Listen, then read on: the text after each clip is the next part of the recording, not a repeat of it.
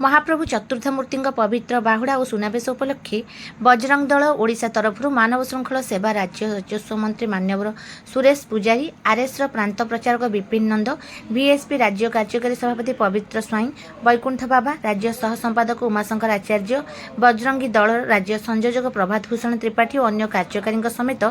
प्राय 4000 कार्यकारी उपस्थित उद्घाटन हो जाइछि। एही कार्यक्रम में प्रांत संगठन मंत्री शरद प्रधान पश्चिम प्रांत संयोजक सौम्य मिश्र विपिन पंडा श्यामसुंदर साहू संजय सिंह राजकिशोर साहू प्रांत सह सुरक्षा प्रमुख अंबिका दास चंद्रकांत कर नित्यजित चंपती तथा राज्यर समस्त जिला एवं पश्चिमबंगर 4000 ऊर्ध्व योगदान करी आंबुलांस सेवा ठारू आरंभ करी पुरी सहरर विभिन्न स्थान में 2 लाख रु अधिक श्रद्धालु मानकु रंधा खाद्य सुखिला खाद्य एवं पानी बंटन करथिले।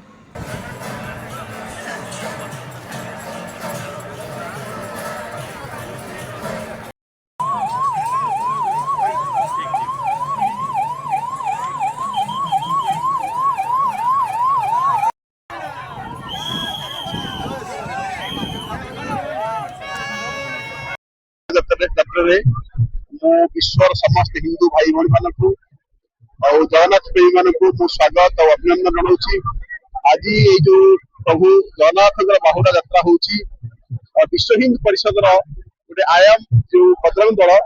आज 4500 पाखापाखि कार्यकर्ता को लेकिन आम ह्यूमान कॉरिडोर जो माने जगन्नाथ भक्त किसी असुविधा न हो शीघ्र नहीं मेडिकल पहुंचे ये काम आम करुचु। विश्व हिंदू परिषद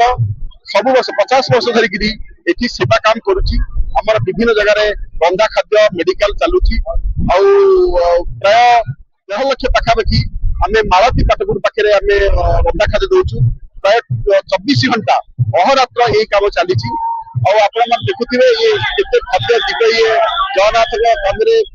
कार्यकर्ता मैंने बहुत कष्ट सही केमिति जगन्नाथ भक्त माने भले देखिपारे यही कम आम मैंने कर प्रभात भूषण त्रिपाठी प्रांत संयोग ओडिशा प्रति वर्ष पर विश्व हिंदू परिषद आम मातृ संगठन विश्व हिंदू परिषद दीर्घ 40-45 वर्ष होगा से सेवा कार्य दे आसूरी एथरक सेमती 16 तारीख रु 27 तारीख पर्यंत मालती पाटपुर आम विश्व हिंदू परिषद तरफ निःशुल्क शिक्षा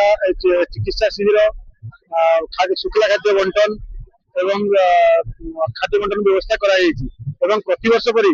बजरंग दल मानव श्रृंखला व्यवस्था जल बंटन व्यवस्था ये सब व्यवस्था करें। वर्ष भी 4 ରୁ 4.5 ऊर्ध्व कार्यकर्ता बजरंग दल ओडिशा पूर्व पश्चिम एवं उत्तर पश्चिम बंगाल कार्यकर्ता आम योगदान कर मानव श्रृंखला व्यवस्था करी भाव में जो मैंने असुस्थ हे आंबुलांस कॉरिडोर प्रशासन गाड़ी व्यवस्था कर सहयोग कर। सौम्यरंजन मिश्र बजरंग दल ओडिशा पश्चिम प्रांत संयोजक।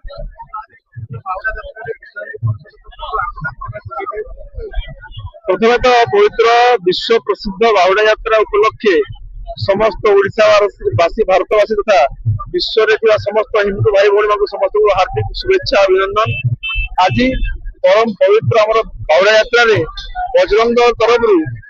पुरी ठारे सेवा कार्य अनुष्ठित विगत 3 वर्ष है आम प्रत्येक वर्ष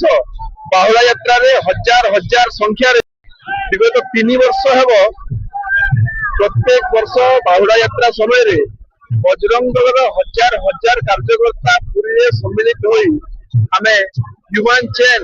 बृहत ह्यूमान चेन जहाँकि आप देखुवे दीर्घ 1 किलोमीटर पर्यंत आम चेन लंबी आम चाहूँ पुरी बाहुड़ा यात्रा जो भक्तवृंद सब आज उपस्थित अच्छा सुरक्षित हिसाब से यात्रा को उपभोग करूँ जगन्नाथ महाप्रभु दर्शन करूँ एवं ए वर्ष आमर ओडिशा पूर्व प्रांत पश्चिम प्रांत तथा पश्चिम बंगर किसी कार्यकर्ता मिसिकी हाराहारी 3035 कार्यकर्ता मिसिकी विराट हिमांचल आम आज आयोजित कर सेवार एवं आमर पश्चिम ओडिशा शताधिक कार्यकर्ता आसी योगदान कर तथा एठारे पूरी आमर विश्व हिंदू परिषद बजरंग दल ओडिशा पूर्व प्रांत तरफ समस्त व्यवस्था रहा व्यवस्था थिला एवं पुलिस प्रशासन तथा आमर परिचालना समितिर समस्त कार्यकर्ता बहुत बढ़िया सहयोग आम आज माने पवित्र बाहुड़ा यात्रा सेवा कार्य करूँ।